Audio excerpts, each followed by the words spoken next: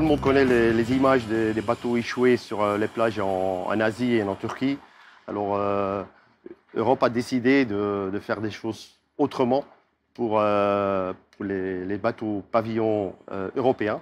Le plus important chose, c'est que les navires pavillonnés européens doivent être recyclés sur des chantiers agréés par la communauté. Avant d'entrer au chantier, il faut un inventaire des produits dangereux, il faut un plan de recyclage, tout ça. Il faut tout un dossier papier, je vais dire. Et puis, le navire est livré sur le chantier et traité convenablement suivant les règles du Ship Recycling Regulation.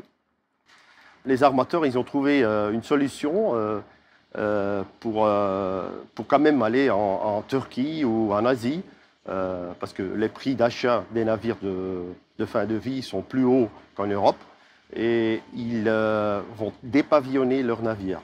Alors, ils vont enlever le pavillon Europe et mettre un pavillon non-Europe. Et comme ça, apparemment, ils sont en règle, mais c'est éviter la législation qui est en vigueur, quoi. Ça fait environ 60% des navires en 2021 qui ont échappé le règlement par ça. Et il y a un autre 20% des armateurs qui sont, même avec le pavillon européen, mettre leur navire à la casse en Asie. C'est très clair que les chantiers en Turquie et en Asie ne sont pas au même niveau que les chantiers européens, quoi.